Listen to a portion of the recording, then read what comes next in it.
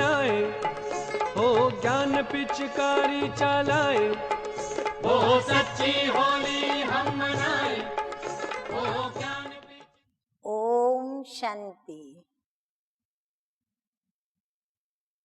आप सर्व को आज के होली के त्योहार की बहुत बहुत बधाई हो, मुबारक हो, मुबारक हो और मुबारक हो।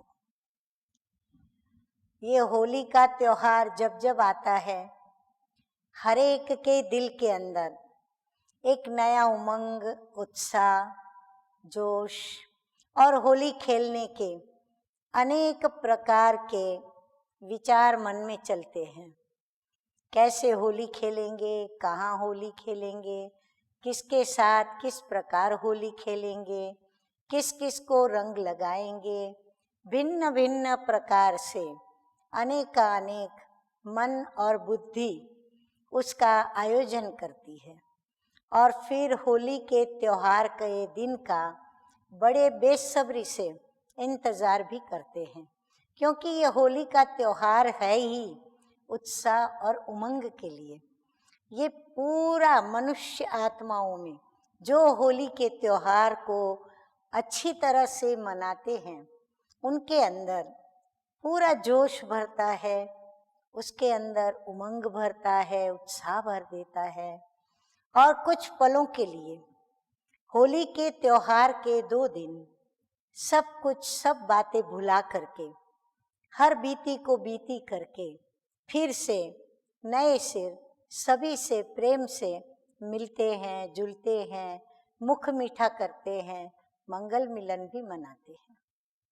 परंतु आज इन रंगों को देख करके मुझे याद आती है रंगरेज की, मुझे याद आती है चित्रकार की, मुझे याद आती है मूर्तिकार की। आप कहेंगे होली के साथ चित्रकार, मूर्तिकार और रंगरेज का क्या काम, और उनको क्यों याद करें?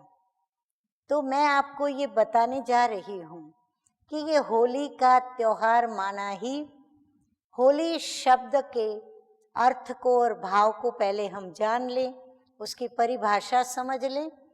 होली शब्द यदि इंग्लिश में लिखा जाता है तो उसका अर्थ होता है होली माना पवित्र। अर्थात होली हमें स्वच्छता का संदेश देती है, होली हमें पवित्र बनने का संदेश देती है, होली हमें पवित्र विचार करने का संदेश देती है, पवित्र देखने का संदेश देती है, और मुख से जो कुछ भी बोल बोले वह भी हम शुद्ध बोल बोले, अर्थात किसी को भी दुख देने वाले बोल न बोले, उसकी याद दिलाती है।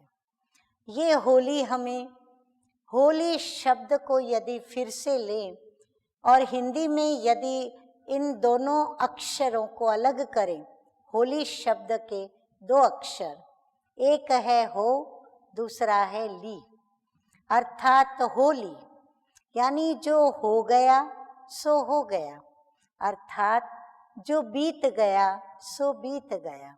कहते हैं बीती को बीती करो, और बीती को भुलाकर यानी भूतकाल को भूल जाओ और वर्तमान काल में हम जिएं, और भविष्य के लिए अपने वर्तमान काल में ऐसे कर्म करें कि हमारा भविष्य भी उज्जवल रहे, सुख शांति संपन्न रहे।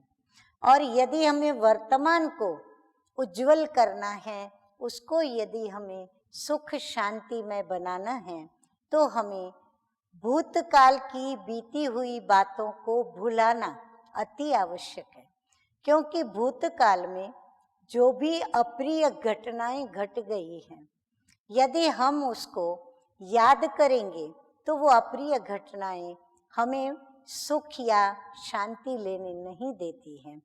और विशेष करके मानव का यह एक स्वभाव है, या ये कहें कि मानव स्वभाव की यह एक कमजोरी भी है, कि जब जब उस त्योहार आते हैं तो उस त्योहार में उनको अपने विशेष मित्र संबंधी अवश्य याद आते हैं। क्योंकि मनुष्य कभी भी अकेला समाज के अंदर नहीं जीवन व्यतीत करता है।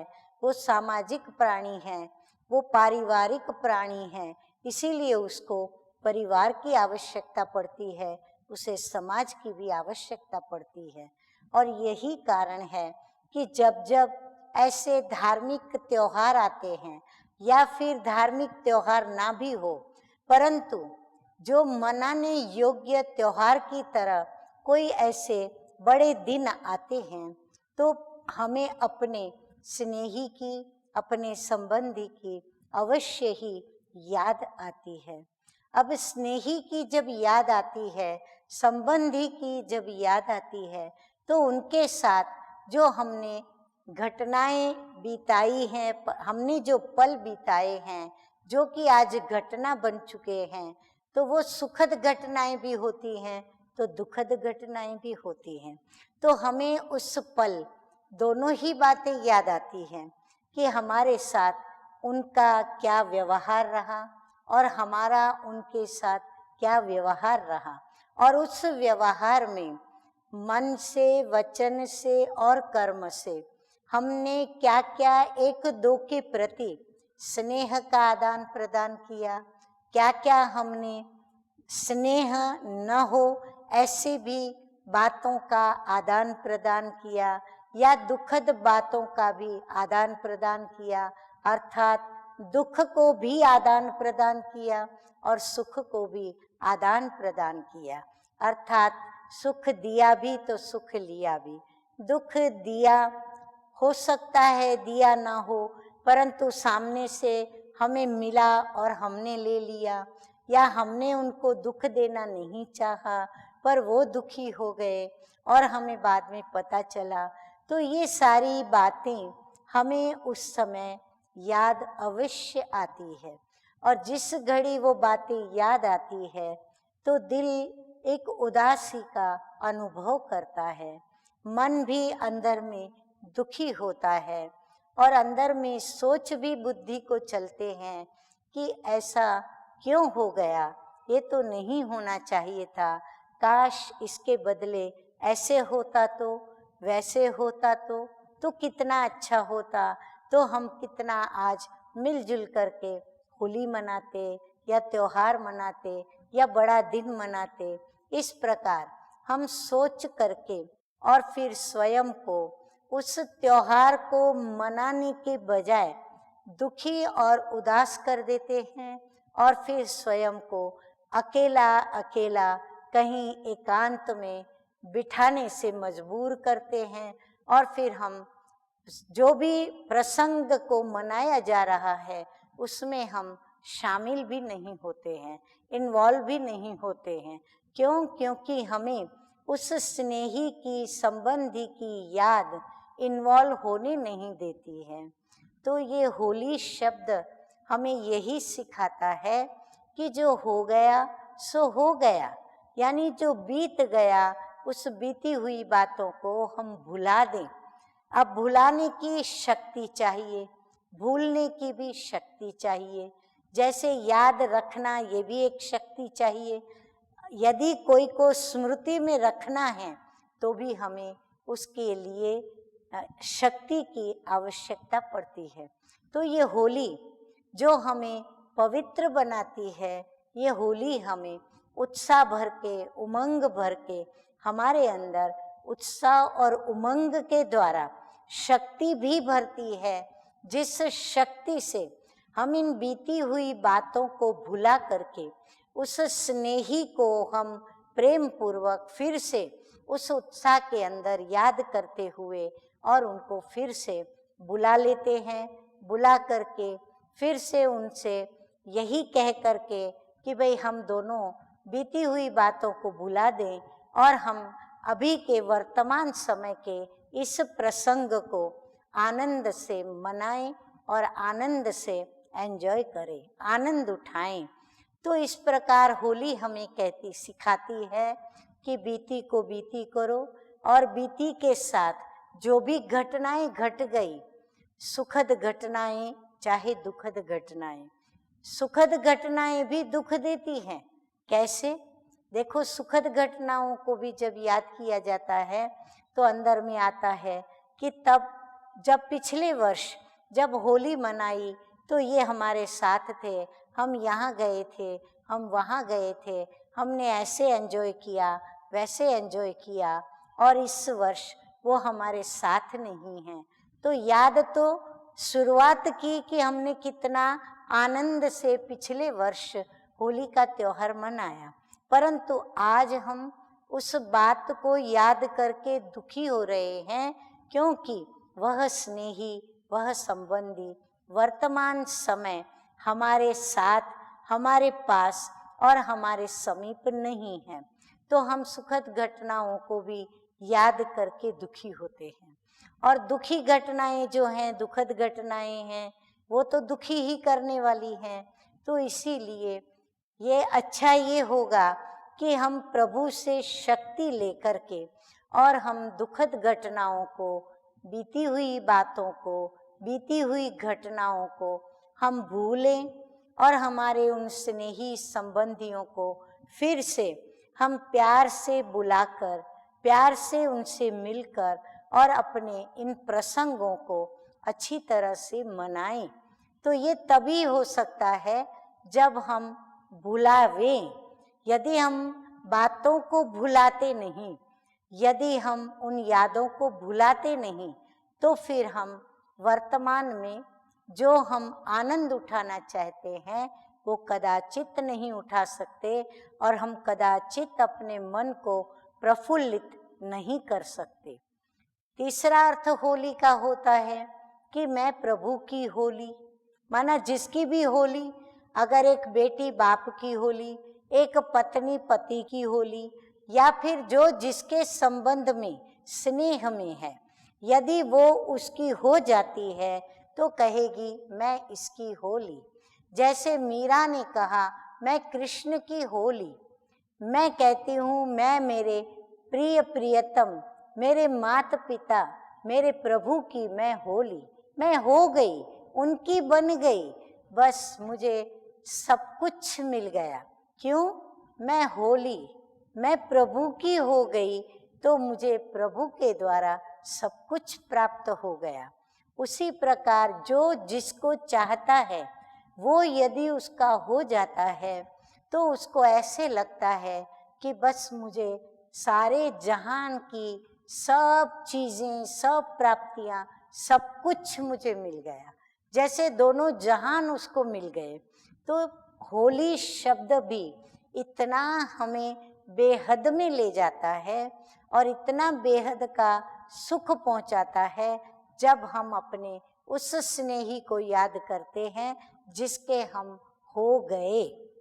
और चौथा अर्थ होता है होली का, जो आपके सामने है, कि हम भिन्न भिन्न इन जो यादगार होली के त्योहार की बातें हैं, तो वो कहानियाँ जो कि हो गई हैं, हो चुकी हैं, जो बहुत सुखद घटनाएं घटी, और वो सुखद घटनाएं ऐसी सुखद घटनाएं हैं जिसमें हम दुखी नहीं होते, परंतु उनको यादगार बना करके और उस यादगार के सहारे आज भी हम होली के त्योहार को, उस होली के प्रसंग को, दिन को इतना अच्छी तरह मनाते हैं, और हम ये रंगों से होली खेलते हैं।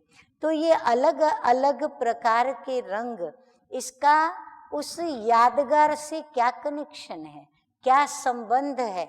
तो यहाँ मैं आपको रंगरेज की बात करूँगी। रंगरेज जो होता है वो कपड़ा रंग देता है, और ऐसा रंग देता है कि कोई कच्चा भी रंगता है, कोई कच्चा पक्का रंगता है, और कोई ऐसा पक्का रंग करके देता है जो कभी भी वो रंग उतरता नहीं। तो मीरा ने कहा प्रभु से कि तू मुझे अपने संग के रंग में ऐसा रंग दे कि कभी भी मेरे पर से तेरे संग का रंग, तेरे स्नेह का रंग, तेरी प्रीत का रंग कभी भी न उतरे। और मैं भी अपने अनुभव से आपको कहती हूँ कि मुझे भी मेरे प्यारे परम पिता परमात्मा ने अपने सत्य के संग में, क्योंकि गॉड इज ट्रुथ, वो ही एक सत्य है संसार में, और उसके द्वारा ही हमें सारी सत्य जानकारियाँ हर चीज की, हर समय की, हर युग की, हर व्यक्तियों की, हर देवी देवताओं की हमें प्राप्त होती है। तो ऐसे प्रभु को मैंने पाया है, और उस प्रभु के संग के, स्नेह के संग, उसके ज्ञान के संग में, उसके प्यार के संग में, उसकी शक्तियों के संग में, उसके आनंद के संग में, उसके द्वारा मिले हुए सुख के संग में, उसके द्वारा मिली हुई शांति के संग में मैं ऐसी रंगी हुई हूँ। और उसने भी मुझे इतना पक्का रंग लगाया है कि अब उस रंग को कोई कहाँ से भी उतर करके आ जाए, लेकिन ये रंग, अरे स्वयं प्रभु भी मेरे इस रंग को उतारना चाहे तो वह भी उतार न सके। तो रंग ऐसे रंगने चाहिए, रंग ऐसा चढ़ना चाहिए, और रंग भी बड़ा प्यारा हो। जो रंग हमें जिस पर चढ़ाया जाए वो चीज सुंदर हो, शोभा देवे, सुशोभित लगे। तो प्रभु ने भी रंग हमें चढ़ाया, तो गुणों का तो रंग चढ़ाया ही, लेकिन मैं अभी चित्रकार को बीच में ले आऊंगी। चित्रकार चित्र बनाता है, तो वो चित्रकार रेखाओं को बनाता है पहले, रेखाओं को बनाने के पश्चात ही वो उसमें रंग भरता है।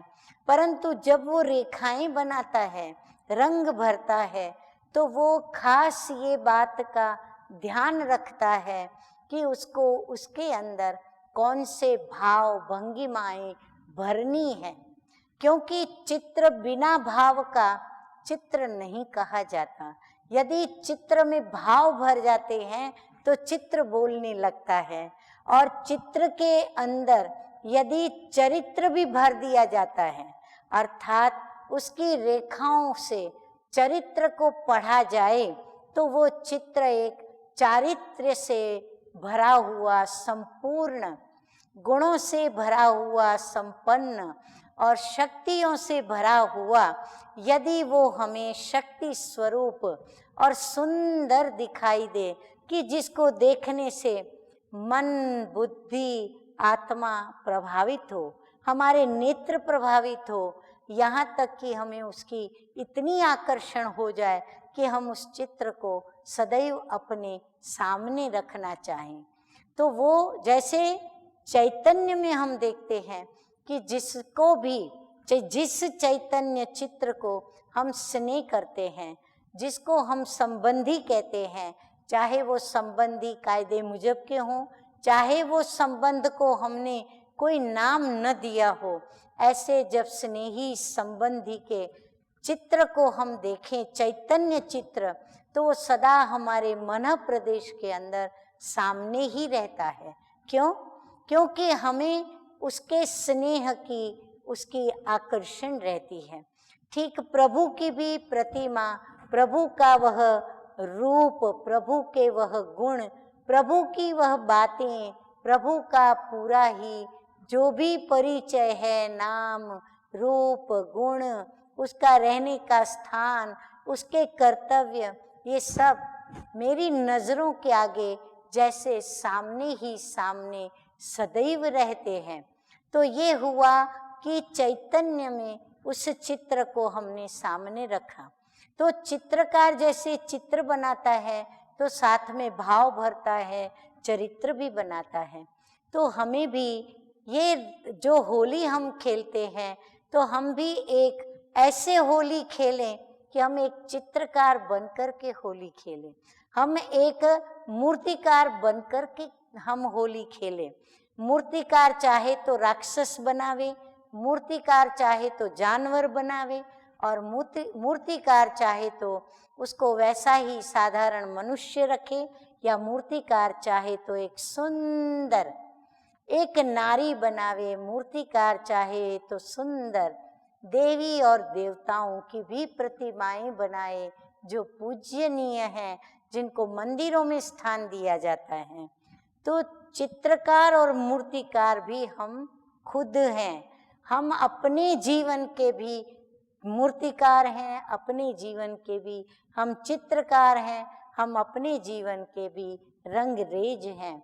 तो ये होली के त्योहार पर हम होली तो खेलें, लेकिन ऐसी खेलें कि जिससे मेरा भी चित्र न बिगड़े और दूसरों का भी हम चित्र न बिगाड़ें।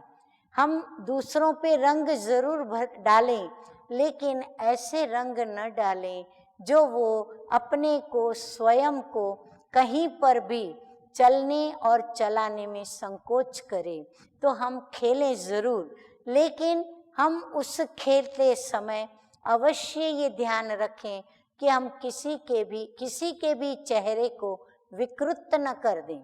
हम किसी के भी चेहरे को वो पहचानने में न आए, इतनी हद तक हम उसके ऊपर डार्क कलर्स न लगाएं।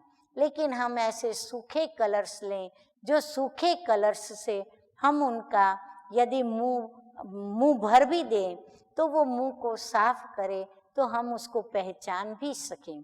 और होलिका जलाते हैं तो होलिका भी हमें यही सिखाती है कि प्रहलाद के तरह हम अपने आत्मविश्वास, अपने निश्चय में दृढ़ बने कि हमारे सामने कितनी भी, हमारे लक्ष्य के सामने कितनी भी बाधाएं आए, लक्ष्य पर हमको पहुंचने न दे, परंतु हम अपने लक्ष्य को पकड़ के रखें और दृढ़ता के साथ, दृढ़ निश्चय के साथ, आत्मविश्वास के साथ हम बिल्कुल उस सर्वशक्तिमान से शक्ति लेकर के और आगे जीवन के अंदर बढ़ते चलें।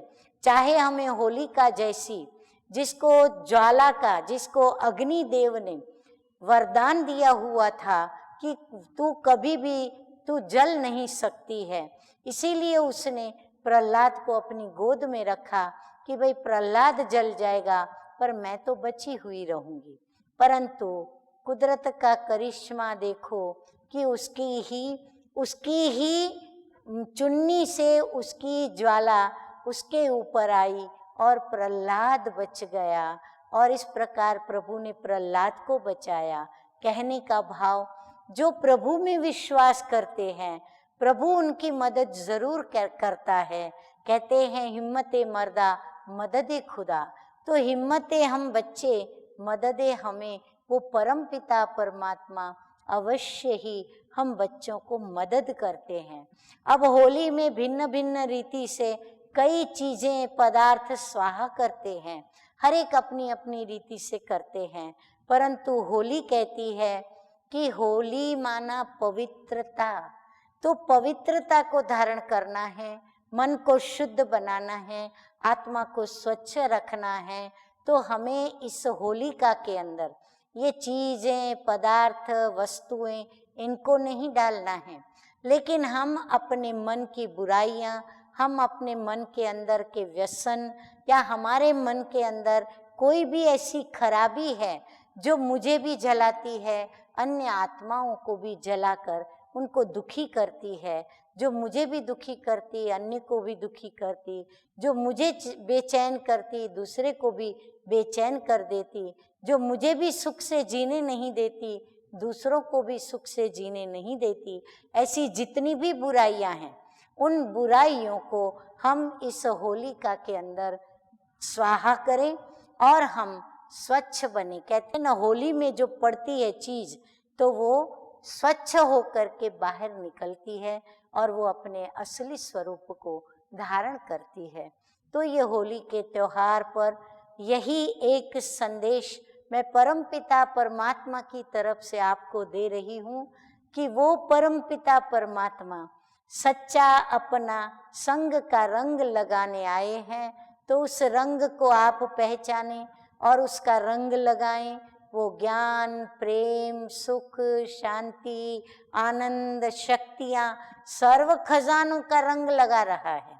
तो हम रंग लगाएं अपने ऊपर और इस होलिका के अंदर, अर्थात हम इस यज्ञ के अंदर, यानी जो हमारे जीवन रूपी यज्ञ है, उस यज्ञ में हम अपने विषय विकारों की और खराबियों को स्वाहा करके या उसकी बलि चढ़ाकर हम अपने को शुद्ध बनाएं, पवित्र बनाएं और याद रखें किसी को भी हम दुख न दें पर दुख ले भी नहीं, और हम बीती को बीती करें।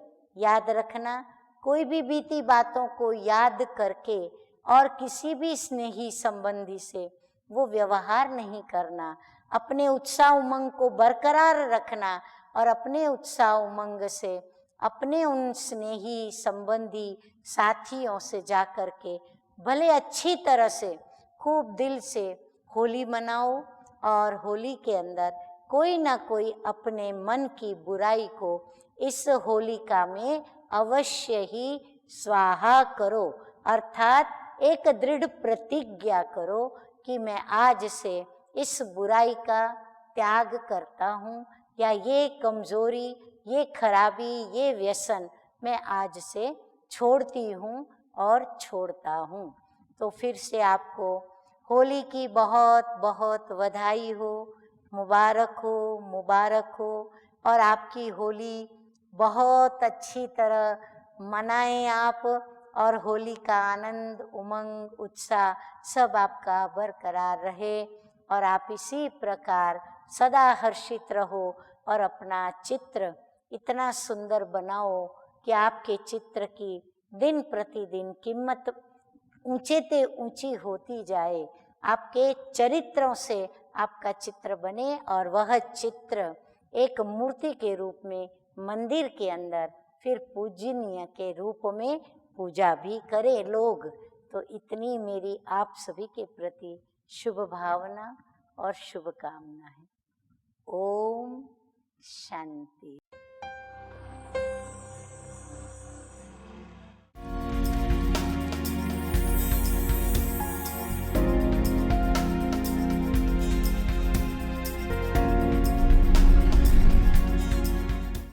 To watch Peace of Mind channel videos on YouTube, subscribe us on youtube.com/tvpeaceofmind. Just a click for a peaceful life.